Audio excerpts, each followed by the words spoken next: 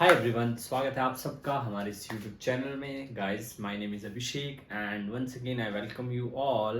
This is lecture number 7th of electrostatistics class 12th which we are actually doing for the board exams.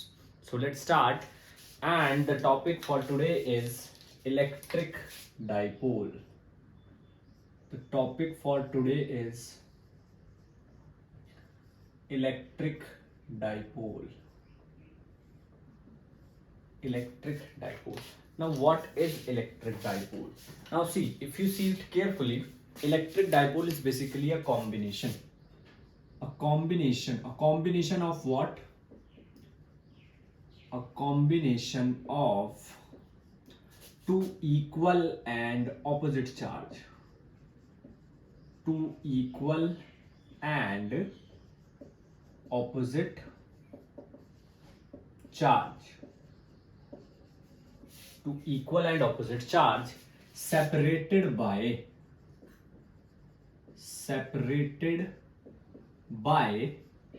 a very small distance. आप इस बात को नहीं भूलेंगे कि small से पहले मैंने वेरी यूज किया है। इसका मतलब जो डिस्टेंस है वो बहुत कम है, बहुत बहुत कम डिस्टेंस से वो सेपरेटेड है, बहुत कम डिस्टेंस से वो सेपरेटेड है, तो इसलिए हम उसको बोलेंगे अ वेरी स्मॉल डिस्टेंस।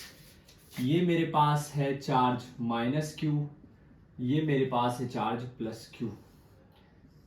अब चार्ज जो है दोनों इक्वल होने चाहिए मैग्नीट्यूड वाइज और ऑपोजिट होने चाहिए नेचर वाइज। एक पॉजिटिव है तो एक नेगेटिव है। ऐसा कभी नहीं होगा this is minus Q, this is minus Q, या this is plus Q, this is plus Q, या this is minus Q, this is plus 2q। No, हमेशा बराबर होंगे और ऑपोजिट होंगे। इनके बीच का जो भी डिस्टेंस होगा उसको हम ट्वाइस ऑफ डी कंसीडर करेंगे। हम ऐसा क्यों करेंगे?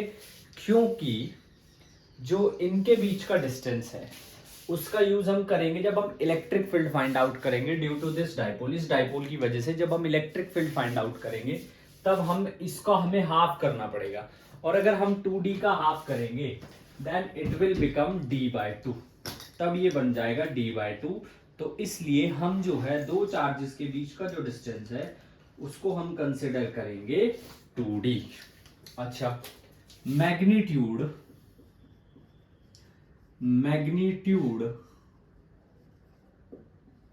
Of a dipole is given by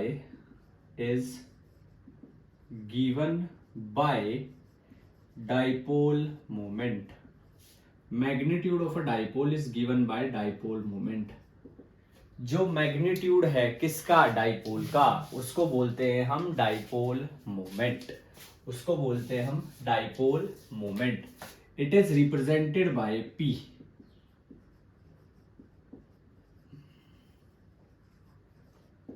it is represented by P। इसको हम P से डिनोट करते हैं, and P is magnitude of either charge, magnitude of either charge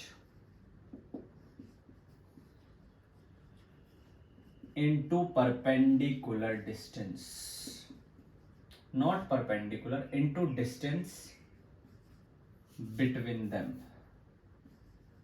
distance between them, उनके बीच जो डिस्टेंस है, उनके बीच जो भी डिस्टेंस है उसके साथ, उनके बीच जो भी डिस्टेंस है उसके साथ। अब यहां पर P को हम डिफाइन करेंगे magnitude of charge into perpendicular distance.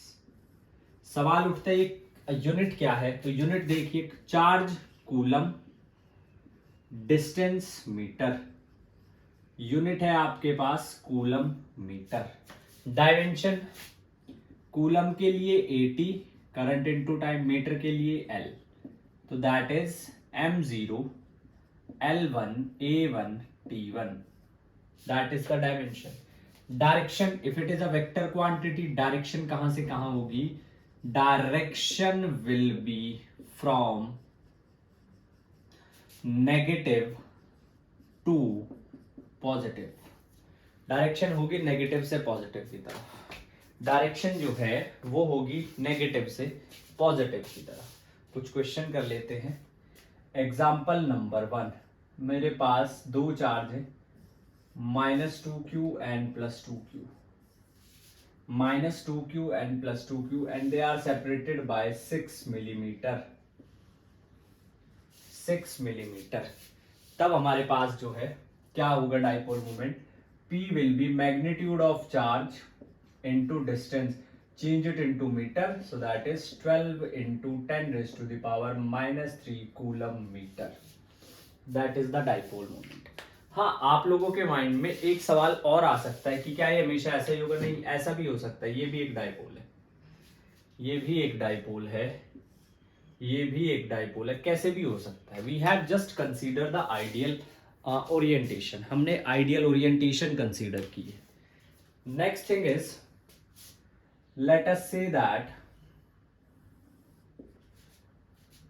at this point we are having 0 comma a, charge is 2q, at this point a comma 0 2q, and at origin we have charge -4q, and हमने बोला जाता है calculate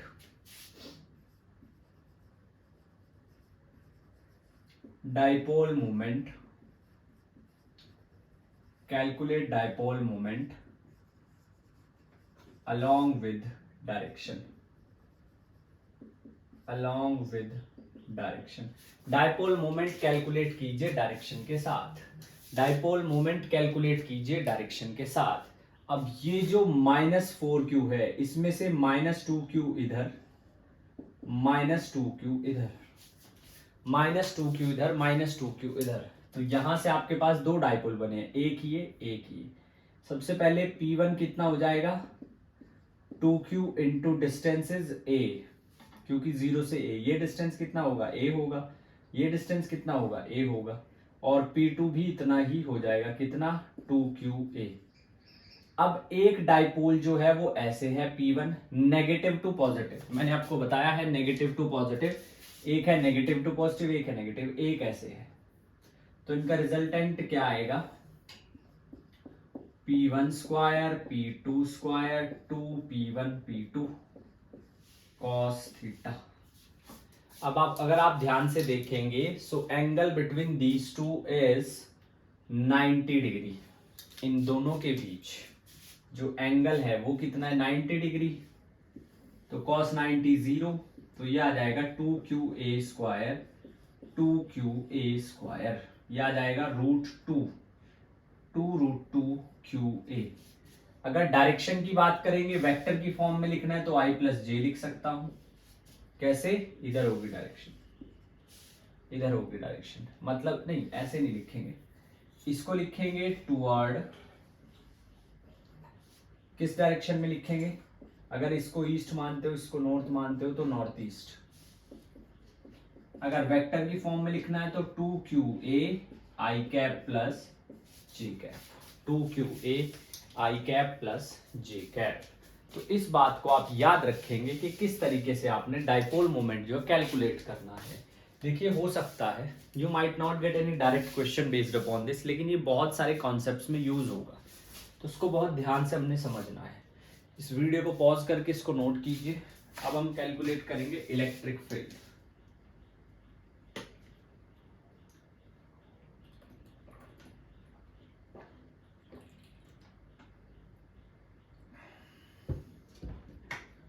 चलिए देखिए अब electric field due to dipole. अब बात करेंगे electric field due to dipole. Dipole की वजह से, डाइपोल की वजह से क्या इलेक्ट्रिक फील्ड आया है, डाइपोल की वजह से क्या इलेक्ट्रिक फील्ड आया है। So topic is electric field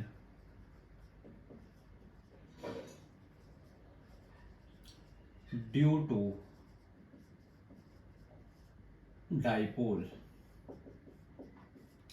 electric field due to dipole, dipole की वजह से क्या इलेक्ट्रिक फील्ड आएगा उसके बारे में बात हो रही है। हमारे पास एक डाइपोल है -q + q, इनके बीच जो डिस्टेंस है वो है ट्वाइस ऑफ d। तो हमें ना दो पोजीशन पे कैलकुलेट करना, we have to calculate electric field at two position. कौन कौन सी? नंबर 1 एक्सिस पे पॉइंट P, इसको बोलेंगे हम एक्सियल पॉइंट। नंबर 2 यहां पर इक्वेटर पर, R बोल दो इसको, इसको बोलेंगे इक्विटोरियल पॉइंट। पहले एक्सियल पे कैलकुलेट करेंगे, फिर इक्वेटोरियल पे, and there is a high probability कि इन दोनों में से एक आपको बोर्ड एग्जाम में मिल सकता है। तो ध्यान से समझेंगे। First of all we will calculate at axial point. Axial point के लिए तो सबसे पहले let us consider a dipole, एक डाइपोल कंसीडर करेंगे having charges plus Q and minus Q। एक डाइपोल है जिसके अंदर जो चार्जेस है वो है प्लस Q और माइनस Q, एंड वो जो पॉइंट P है separated bye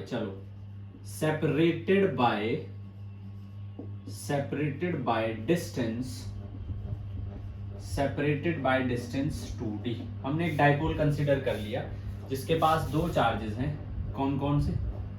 plus Q and minus Q, and both are separated by distance small 2d। Next thing, let P be the point where we have to calculate the electric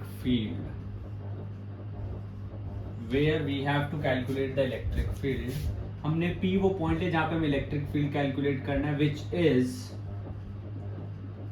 is at a distance r from the center of dipole, जो dipole का centre है उससे।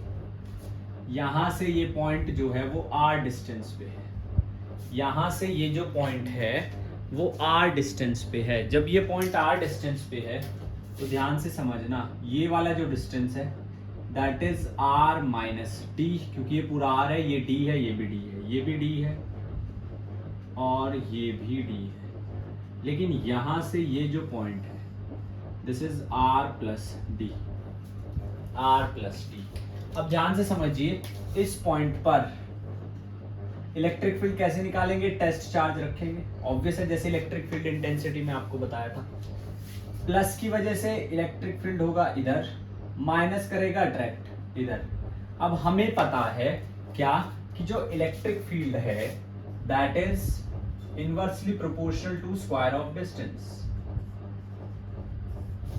जितना ज्यादा distance उतना कम electric field, जितना ज्यादा distance उतना कम इलेक्ट्रिक फील्ड, जितना कम डिस्टेंस उतना ज्यादा इलेक्ट्रिक फील्ड। पॉइंट P पर इसकी वजह से फील्ड ज्यादा होगा और माइनस की वजह से कम। नाउ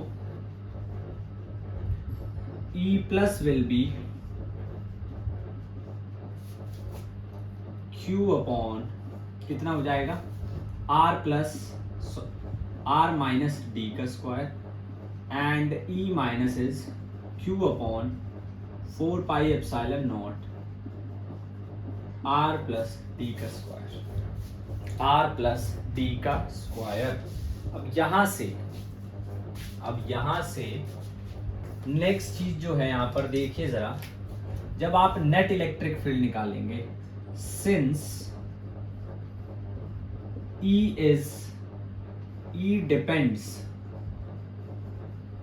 डिपेंड्स इनवर्सली, E जो है वो इनवर्सली डिपेंड करता है किस पर? ऑन R पर E जो है वो इनवर्सली डिपेंड करता है। So at P E plus is greater than E minus, क्योंकि R इनवर्सली डिस्टेंस पे डिपेंड करता है। डिस्टेंस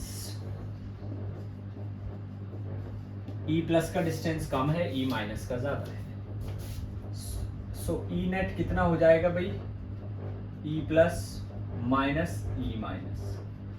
आप वेक्टर लॉ से भी निकाल सकते हैं। एंगल बन रहा है 180 degree. R is equals to root A square plus B square plus 2ab cos 180 180 minus 1 तो A square plus B square minus 2ab तो E net is A minus B का होल स्क्वायर से square root cancel. वैसे भी निकाल सकते हैं but चलो ऐसे ही कर लेते हैं। सो ई नेट कितना आ जाएगा? ई प्लस की वैल्यू रखेंगे 4 pi epsilon naught r minus D का square 4 pi epsilon naught r plus D का square.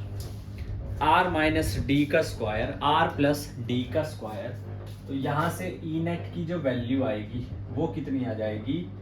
q upon 4 pi epsilon not 1 over r minus D का स्क्वायर r प्लस डी का square.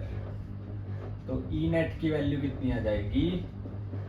q upon 4 pi epsilon naught r square plus D square plus 2rd minus r square minus D square plus 2rd divided by, जब इसको अंदर simplify करेंगे, square को ऐसे ही छोड़ दो, थोड़ी देर के लिए स्क्वायर को ऐसे ही छोड़ दीजिए। r minus D r plus D will be r square minus D square का होल स्क्वायर। इस तरीके से अब r स्क्वायर से r square cancel, D square से डी स्क्वायर कैंसिल, तो ई नेट की कितनी वैल्यू आ जाएगी? q upon 4 pi epsilon naught r square minus D square का whole square 2rd into 4rd। we know that what we know that p is equals to q into 2d। तो इसको जो है सबसे पहले तो इसको कैसे लिखेंगे? e net is q into 2d into 2r divided by 4 pi epsilon naught r square minus d square का होल स्क्वायर। तो q into 2d is p, तो e net कितना आ जाएगा? p into 2r, तो 2p r upon 4 pi epsilon naught r square minus d square। r is very very very greater than d, r d से बहुत बड़ा है, तो यहां से जो r square minus D square है that is similar to r square.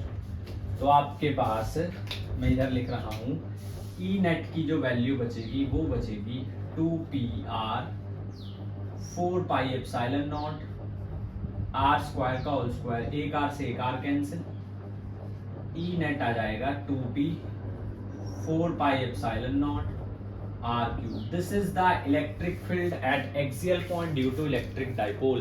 Electric dipole की वजह से एक्सियल पॉइंट पर इलेक्ट्रिक फील्ड की वैल्यू आएगी। ये बहुत ही सिंपल सरल सा डेरिवेशन है, अगर ध्यान से करेंगे तो। पहले एक मुश्किल मान बैठोगे तो 100% मुश्किल है, मैं पहले बता रहा हूँ। It's all about how you think, how you percept the derivations, how you percept the subject. पहले से मुश्किल मान के चलोगे तो मुश्किल ही है, फिर कोई आसान नहीं है। इसी को लॉ ऑफ अट्रैक्शन बोलते हैं, जो चीज आपके मुंह से निकलती है वैसा ही हो जाता है। If you think certain thing is a difficult thing, तो वो मुश्किल ही रहेगी। आपको लगेगा कि मैं नहीं कर पाऊंगा, जितनी बार खुद से बोलोगे उतनी बार वो बात पक्की होती चली जाएगी, फिर आप बिल्कुल नहीं कर पाएंगे। सो देखिए, we all are human beings और हमारी लिमिट की कोई भी लिमिट नहीं है। हमारी लिमिट की कोई भी लिमिट नहीं है। किसी भी काम को करने की जो हमारी लिमिट होती है उसकी कोई भी लिमिट नहीं है। वो हम लोग ही हैं जो यूपीएससी निकालते हैं टफेस्ट एग्जाम, वो भी इंसान ही हैं जो 10th पास भी नहीं कर पाते हैं। तो फर्क किस चीज का है? रेजिलिएंट, बी रेजिलिएंट, कोशिश कीजिए तभी होगा। ऐसे थाली में परोस के नहीं चीजें मिलती हैं कभी भी, आपको मेहनत करनी पड़ती है, आपको डेली प्रैक्टिस करनी पड़ती है। इसलिए तो ये आपके पास एक्सप्रेशन आया है इलेक्ट्रिक फील्ड का डाइपोल की वजह से एक्सियल पॉइंट पर। अब इसकी वेक्टर फॉर्म समझो। आपके पास नेट इलेक्ट्रिक फील्ड है इस डायरेक्शन में क्योंकि E पॉजिटिव ज्यादा है, E नेगेटिव कम है। डाइपोल मोमेंट भी होता है नेगेटिव टू पॉजिटिव, तो डाइपोल भी इसी डायरेक्शन में। तो मतलब इलेक्ट्रिक फील्ड और इलेक्ट्रिक डाइपोल दोनों सेम डायरेक्शन में हैं, तो वेक्टर फॉर्म आएगी 2p vector 4 pi epsilon naught r cube. जिस डायरेक्शन में डाइपोल होगा उसी डायरेक्शन में इलेक्ट्रिक फील्ड होगा। जब जब आप एक्सिस पे फाइंड आउट करेंगे, let me tell you very clearly, जब जब आप एक्सिस पे फाइंड आउट कर, अगर ऐसे भी डाइपोल रख रहे हो ना और यहाँ निकाल रहे हो तो ये एक्सिस है, याद रखना, ये फिर इक्वेटोरियल पॉइंट नहीं है। इक्वेटोरियल कब है? जब डाइपोल ऐसे हो। अगर डाइपोल भी ऐसे है तो जो उसकी एक्सिस, जो लाइन अलोंग लाइन के अलोंग रखा जाएगा वो सारे एक्सियल पॉइंट होंगे। जो उस लाइन के अलोंग रखा जाएगा वो सारे एक्सियल पॉइंट होंगे। बात क्लियर है? इसको पॉज करके नोट कीजिए, बहुत इंपॉर्टेंट है नोट्स बनाना। जितने खुद से बनाओगे उतना फायदा मिलेगा।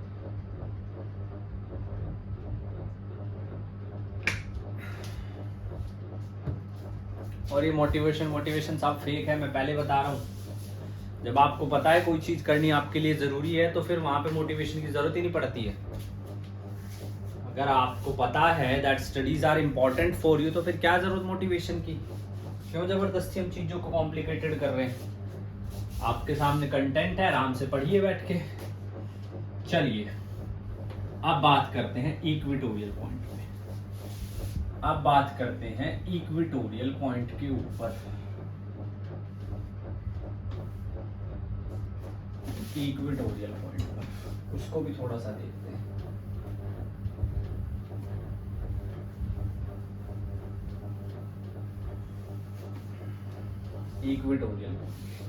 इक्वेटोरियल पॉइंट क्या है अब वो भी देखिए। ये है आपके पास equatorial point. Let point R is the equatorial point, जो कितने डिस्टेंस पे, कुछ भी डिस्टेंस मान लो। मैंने मान लिया आर। अब इसको थोड़ा दोबारा बनाते हैं क्योंकि कंफ्यूजन रहेगी नहीं तो फिर दोबारा से बनाते हैं। ये मेरे पास डाइपोल है, -q + q, डिस्टेंस हमेशा की तरह 2d, सेंटर से ये डिस्टेंस, ये है पॉइंट r, ये डिस्टेंस है आपके पास r, this is point r। एक इलेक्ट्रिक फील्ड ये है, एक इलेक्ट्रिक फील्ड ये। पॉजिटिव की वजह से रिपेल करेगा, नेगेटिव की वजह से अट्रैक्ट करेगा। पॉजिटिव की वजह से रिपेल करेगा, नेगेटिव की वजह से अट्रैक्ट करेगा। ये डिस्टेंस कितना हो जाएगा भाई? ये d है, ये r है, तो ये कितना हो गया? r² + d²। ये कितना हो गया? r² + d²। अब समझिए, दैट इज थीटा। तो ये जो है ये भी दो कंपोनेंट में रिजॉल्व हो जाएगा, इन दो में। ये भी दो कंपोनेंट में रिजॉल्व हो जाएगा, इन दो में।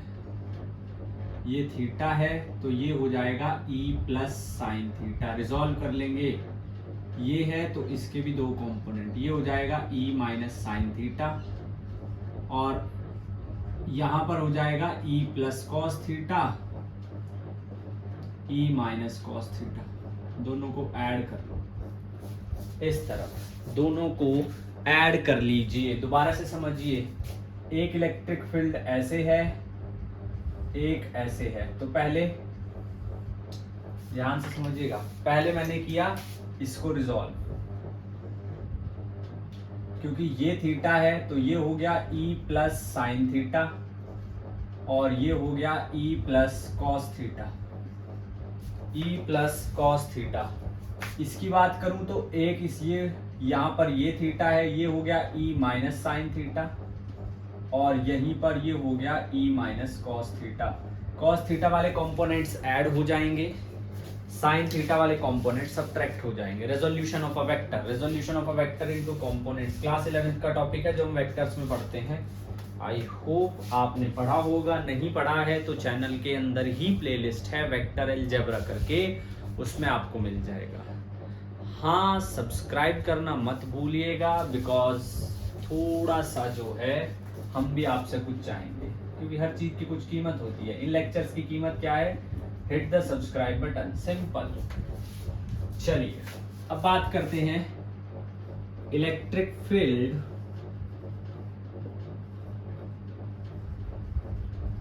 at r due to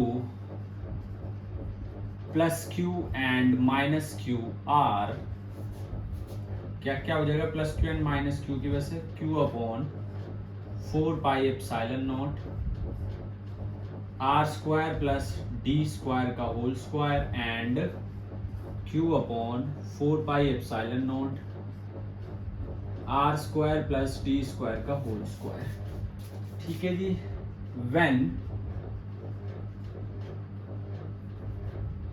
when this electric field is resolved, when this electric field is resolved, जब इस इलेक्ट्रिक फील्ड को रिजॉल्व करेंगे into components के अंदर, जब इस इलेक्ट्रिक फील्ड को रिजॉल्व करेंगे कंपोनेंट्स के अंदर, then the sin theta component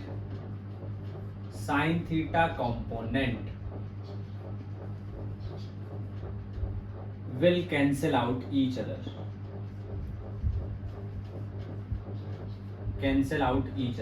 sine theta का जो कंपोनेंट है एक दूसरे को कैंसिल कर देंगे। ध्यान से देखिए, साइन थीटा का जो कंपोनेंट है एक दूसरे को कैंसिल कर देंगे। कॉस थीटा जो है, but cos theta will add up, so E net कितना हो जाएगा 2E cos theta। भाई E cos theta दोनों इक्वल है, जो E प्लस है वो E माइनस है, तो दोनों ऐड हो जाएंगे, तो ये हो जाएगा E net 2Q upon 4 pi epsilon not R square plus D square का whole square. What is cos theta? Cos theta is base upon hypotenuse. दोबारा देखो, बेस अपॉन हाइपोटेनियस, और ये एंगल बराबर है by property of alternate angle. Similarly ये और ये कोरस्पॉन्डिंग, तो d upon R square plus D square, जब इसको कंबाइन लिखेंगे तो twice of Q D 4 pi epsilon naught, ये स्क्वायर है तो ये कैंसिल हो जाएगा, ये आ जाएगा R square D square 3/2। Now दो assumption, first 2q into D is p, second R square plus D square is R square. तो भाई ई नेट की वैल्यू कितनी आ जाएगी, p upon 4 pi epsilon not R cube. This is electric field at equatorial point.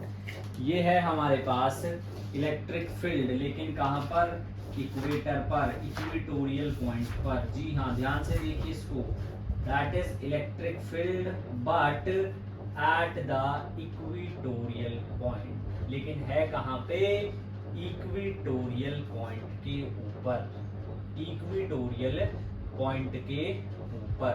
चलिए जी, next thing is,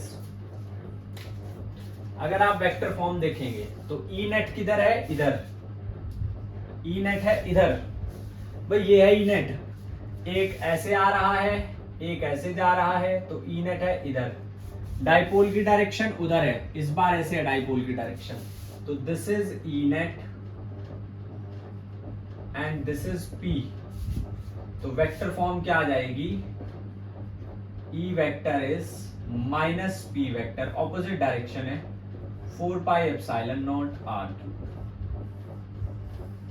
4 pi epsilon not R cube.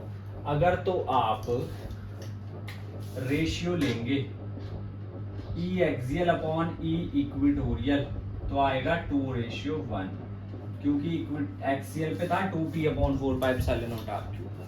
तो ये बात का आप याद रखेंगे, हाँ इसको आप याद रखेंगे। एंड एक और इंपॉर्टेंट बात, फॉर पॉइंट चार्ज के लिए electric field inversely proportional to R square. For dipole electric field is inversely proportional to R cube. तो इस फर्क को आप याद